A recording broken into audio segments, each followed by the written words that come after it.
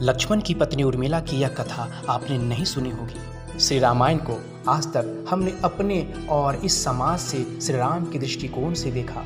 लक्ष्मण को देखा, देवी सीता को जाना, हनुमान के भक्ति भाव को जाना, रावण के ज्ञान को पहचाना, लेकिन कभी यह नहीं ध्यान दिया कि इस रामायण में अगर कोई सबसे अधिक उपेक्षित और अनदेखा पात्र था तो वह थी लक्ष्मण की पत्नी और जनक नंदनी सीता की अनुजा उर्मिला।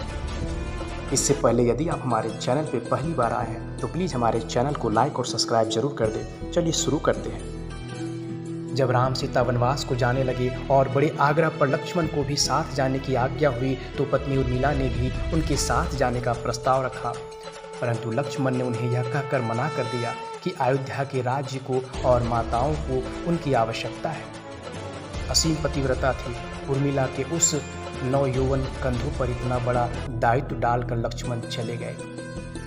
वह पल, वह जीवन सीता को कोई भी नवबंधु अपने पति के साथ गुजारती है, वह उर्मिला के नसीब में नहीं लिखी गई थी।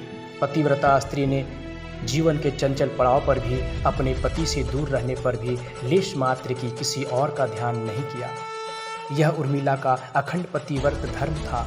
यह उर्मिला का अवर्णित अघोषित महानता थी। उर्मिला के महान चरित्र, अखंड पतिव्रत स्नेह और त्याग की चर्चा रामायण में अपेक्षित थी, पर वह हो ना सका।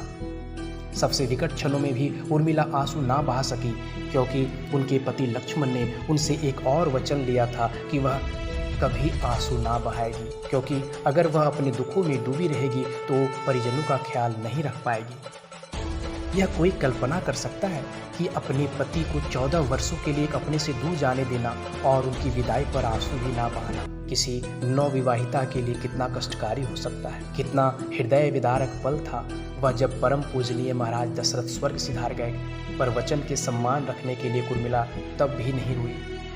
पति के लिए पिता को किया इनकार। महाराज जनक अपनी पुत्री को मायके अर्थात मिथिला ले जाना चाहते थे ताकि माँ और सखियों के साथ में उर्मिला का पति वियोग का दुख कुछ कम हो सके, परंतु उर्मिला ने मिथिला जाने से सादा इनकार कर दिया, यह कहते हुए कि अब पति के परिजनों के साथ रहना और दुख में उनका साथ ना छोड़ना ही उनका परम धर्म है।